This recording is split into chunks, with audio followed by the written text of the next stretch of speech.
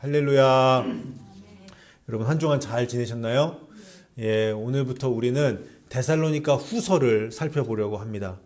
그런데 오늘 설교 제목이 조금 독특합니다. 이사야 53장이 중요한 것처럼 성경의 53번째 책도 중요하다. 지금까지 제가 한 설교 중에서 가장 긴 설교 제목 같은데요. 여러분 성경은 모두 몇 권으로 되어 있죠? 예, 66권으로 구성되어 있습니다. 그리고 놀랍게도 이사야서도 66장으로 되어 있어요. 그래서 오래전부터 많은 성경학자들은 이사야서를 작은 성경이라고 불러왔습니다. 그런데 이사야 66장 가운데서 가장 중요한 장, 핵심 장을 하나 꼽는다면 아마 많은 사람들은 이사야서 53장을 꼽을 것입니다. 왜 그렇습니까? 이사야서 53장은 구약 성경 전체에서 예수 그리스도를 가장 선명하게 증언하는 그런 장이기 때문이에요.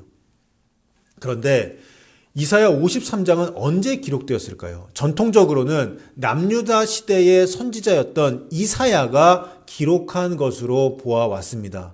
그러나 오늘날 많은 구약 학자들은 이사야서 40장부터 55장까지를 바벨론 포로 말기, 곧 기원전 6세기 중반에 활동했던 익명의 예언자가 쓴 것으로 보고 있습니다.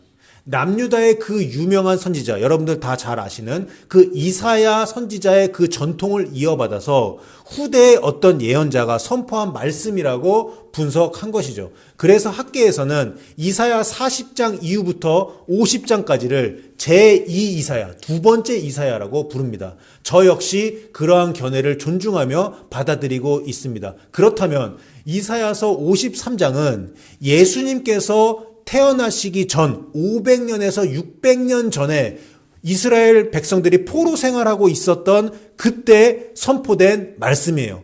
그런데 놀라운 것은 이 말씀이 기록된 시대가 언제이든 그 안에 나타나 있는 그 고난받는 종의 모습이 예수 그리스도와 닮아 있다는 것입니다. 이거는 저희도 같이 지금 읽었지만 예수님, 메시아의 고난을 예언한 말씀이라고 볼 수밖에 없죠.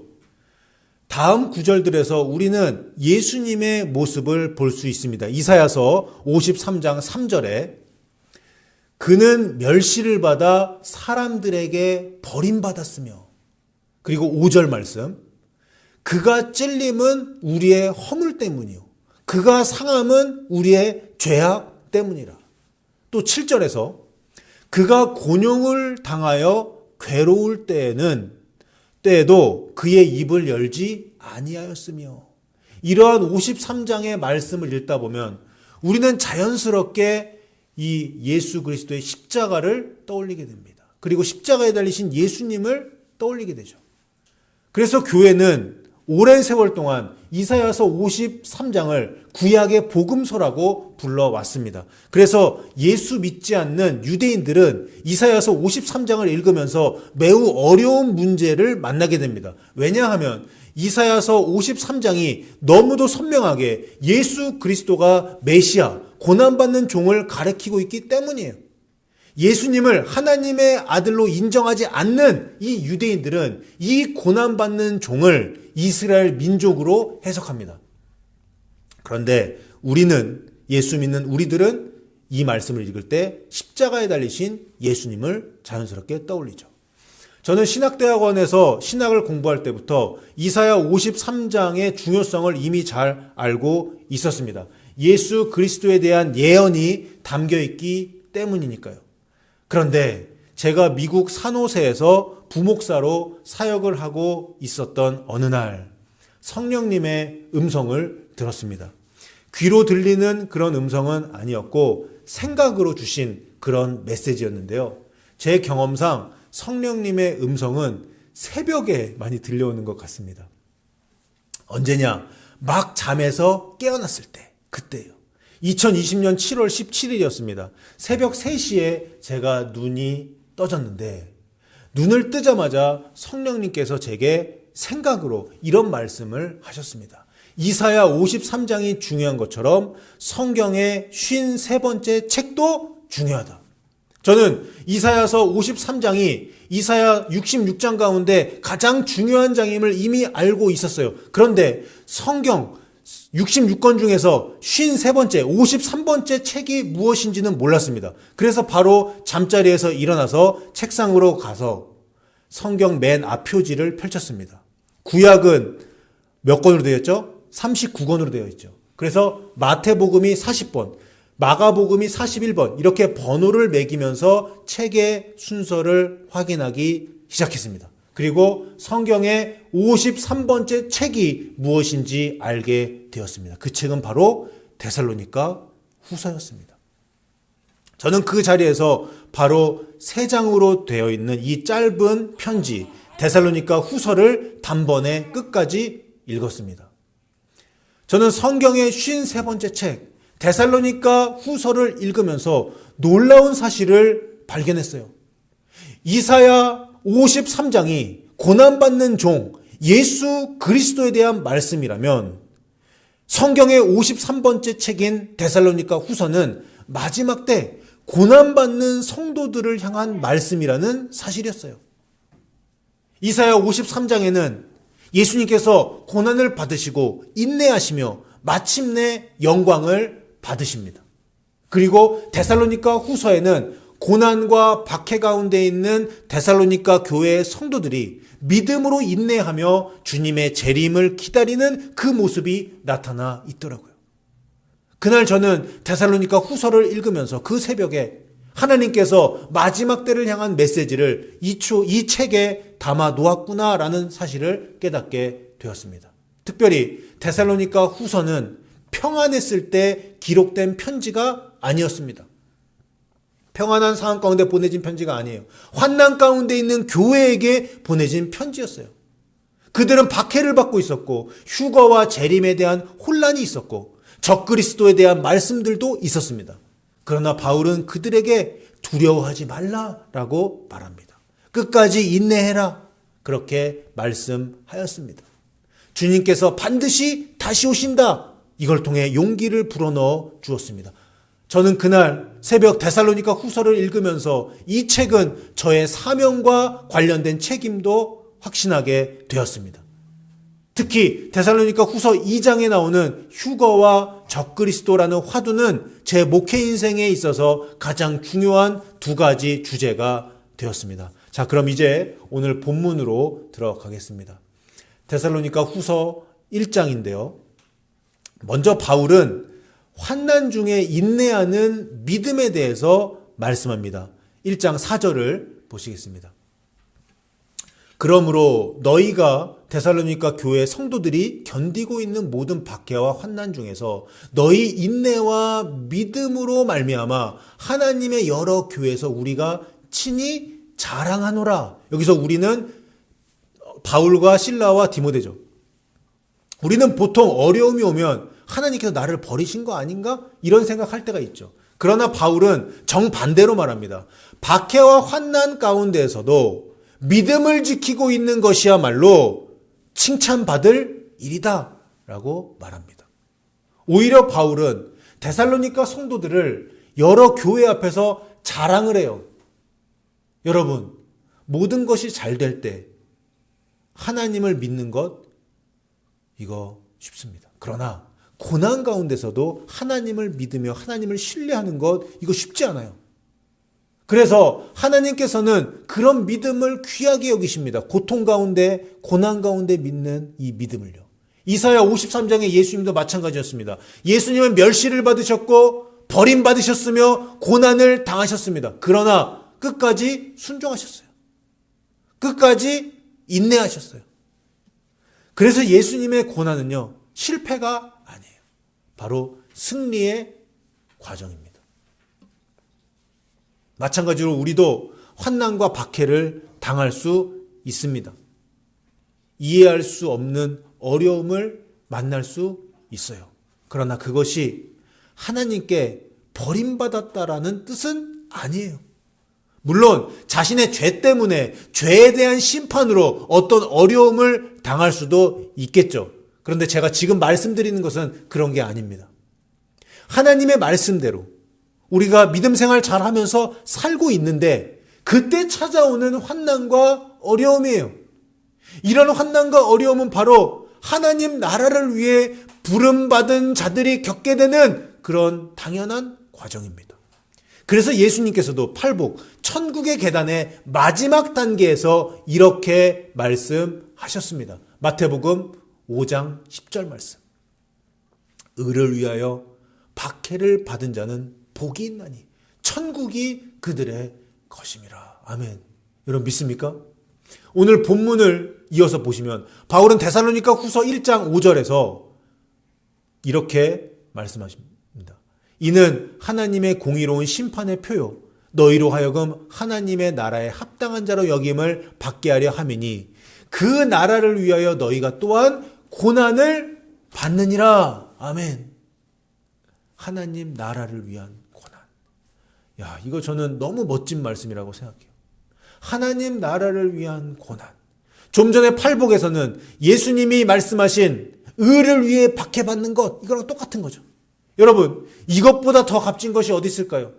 하나님께서는 고난 속에서도 믿음을 지키는 사람들을 하나님 나라에 합당한 자로 인정해 주세요. 그 다음 바울은 하나님께서 공의롭게 갚으실 것이라고 말씀합니다. 우리는 세상을 살면서 때로는 불공평하다고 느낄 때가 있지요. 나쁜 사람이 막 잘 되는 것 같고 잘 되기도 하죠. 정직하게 살려고 하는 사람들이 손해를 보게 되죠. 그리고 저도 좀 인생을 살아보니까 착한 사람들이 돈을 잘 못 버는 것 같아요. 그러나 바울은 6절에서 분명하게 이렇게 선언합니다. 6절에서 너희로 환난을 받게 하는 자들에게는 환난으로 갚으시고, 이어서 7절을 보시면 환난을 받는 너희에게는 우리와 함께 안식으로 갚으시는 것이 하나님의 공의시다. 이렇게 말씀하셨어요. 여러분, 이것이 바로 하나님의 공의요 하나님의 정의입니다. 세상의 법정은요, 때때로 실수를 할 수 있지요. 공의로운 판결이 안 나올 수 있죠. 세상의 법정에서 해결되지 않는 것들도 있지요. 사람의 판단은, 판사의 판단은 틀릴 수 있습니다. 불공정하고 잘못된 판결이, 재판이 될 수 있어요. 하지만 하나님의 재판은 완전합니다. 하나님께서는 모든 것을 알고 계십니다. 누가 억울하게 고난을 당했는지, 누가 충성되게 믿음을 지켰는지, 누가 악을 행했는지, 누가 부정을 저질렀는지, 누가 부정으로 국민을 속였는지 다 주님은 알고 계세요. 그리고 예수님께서 다시 오시는 그날 모든 것을 바로 잡으실 것입니다. 주님께서 공중 강림하시는 그날 구원과 심판이 동시에 임하게 될 것입니다. 여기 7절 뒷부분을 보세요. 주 예수께서 자기의 능력의 천사들과 함께 하늘로부터 불꽃 가운데에 나타나실 때에, 또한 10절에서는 그날에 그가 강림하사 그의 성도들에게서 영광을 받으시고, 예수님이 모든 믿는 자들에게서 놀랍게 여김을 얻으시리라, 이런 말씀이 나오죠. 세대주의적 전천년설의 관점에서 보시면 이것은 성도들이 공중으로 끌려 올라가는 휴거의 장면이 아닙니다. 예수님께서 영광 가운데 다시 이 세상에 오시는 그날, 칠려 환난이 다 끝나고 올리브산, 감람산에 지상 재림하시는 그 장면으로 이해할 수 있을 겁니다. 왜냐하면 여기에는 능력의 천사들이 함께 등장하고 불꽃 가운데 나타나신다고 말씀하셨고, 하나님을 알지 못하는 자들과 복음에 순종하지 않는 자들에 대한 심판이 나타나 있기 때문입니다. 데살로니가 전서 4장의 휴거 본문이 성도들의 들림받음과 위로에 초점이 맞추어져 있다면, 데살로니가 후서 1장에 나오는 이 주님의 공의로운 심판과 영광스러운 이것은, 이 지상 재림은 심판 그리고 영광스러운 주님의 승리, 이것에 초점이 맞춰 있습니다. 여러분, 이사야 53장을 보세요. 예수님께서는 죄가 없으셨지만 십자가를 지셨습니다. 사람들은 예수님을 실패한 사람으로 보았습니다. 그러나 하나님께서는 예수님, 하나님의 아들을 높이셨고 만왕의 왕으로 세우셨습니다. 십자가 뒤에는 부활이 있었고 고난 뒤에는 영광이 있었습니다. 마찬가지로 성도들의 삶도 마찬가지예요. 똑같아요. 지금은 여러분 눈물이 있을 수 있어요. 지금은 여러분 환난 중에 있을 수 있습니다. 그러나 주님께서 다시 오시는 그날 모든 것이 뒤바뀔 것입니다. 먼저 휴거의 날 모든 것이 뒤바뀔 거예요. 큰 비밀이 풀어질 것입니다. 진짜 믿음, 행함 있는 산 믿음을 가진 사람들이 구원받을 것이고 가짜 믿음 그리고 불신자들은 이 땅에 남겨지는 심판을 받게 될 것입니다. 먼저 된 자가 나중되고 나중된 자가 먼저 되는 그 역사가 일어나게 될 것입니다. 그리고 그날에는 믿음으로 인내한 자들에게 안식이 주어질 것이에요. 주님과 함께 있는 그 평안을 누리게 될 겁니다. 영원한 평안. 천국에서 홍인 잔치를 하며 참 안식, 7년 환난이 다 끝나고 천년 왕국으로 들어가는 그 안식을 고대하게 될 것입니다. 사랑하는 성도 여러분, 오늘 우리는 왜 이사야 53장이 중요한지 살펴보았습니다. 또 왜 성경의 53번째 책인 데살로니가 후서가 마지막 때를 살아가는 우리들에게 중요한 말씀인지를 살펴보았습니다. 저는 지금도 2020년 7월 17일 그 새벽에 받았던 그 감동을 저는 갖고 있습니다. 잊을 수가 없어요. 그날은 성령님께서 제게 제 사명을 알려주신 날이기도 했습니다. 이사야 53장에 예수님은 영광의 왕이셨지만 먼저 고난의 길을 걸어 가셨습니다. 예수님께서는 죄가 없으셨지만 우리를 위해 십자가를 지셨습니다. 그러나 하나님께서는 그 고난의 길 끝에서 예수님을 높이셨습니다. 그런데 데살로니가 후서는 우리에게 같은 원리를, 이 예수님의 삶 자체를 가르쳐 줍니다. 성도들도 이 땅에서 고난을 받을 수 있습니다. 말씀 지키면서 의롭게 살면 살수록 박해를 받을 수 있어요. 환난을 당할 수 있다는 겁니다. 그러나 하나님께서는 그런 성도들을 잊지 않으십니다. 반드시 갚아주세요. 반드시 보상을 주세요. 그리고 견딜 수 있는 힘을 주세요. 위로해 주시고. 바울은 오늘 본문에서 환난 가운데 있는 성도들을 칭찬했습니다. 나는 다른 교회의 너희들을 자랑한다. 하나님 나라를 위하여 고난받는 것이 부끄러운 일이 아니라 영광스러운 일이라고 바울은 강조합니다. 여러분, 지금 데살로니가 교회 성도들처럼 고난 가운데 계신 분이 혹시 계십니까?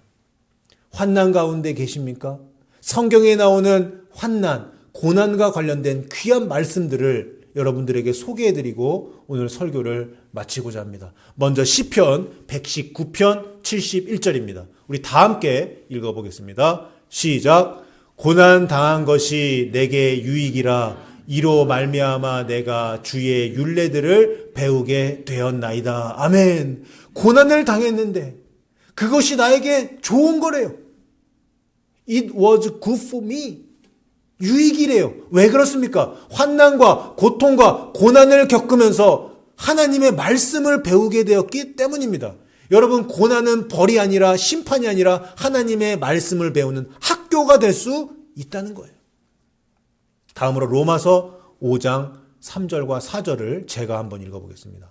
다만 이뿐 아니라 우리가 환난 중에도 즐거워하나니 이는 환난은 인내를, 인내는 연단을, 연단은 소망을 이루는 줄 알미로다. 아멘. 여러분, 너무나도 잘 아시는 말씀, 너무나도 유명한 말씀이죠. 여러분, 어떻게 환난 중에도 즐거워할 수가 있습니까?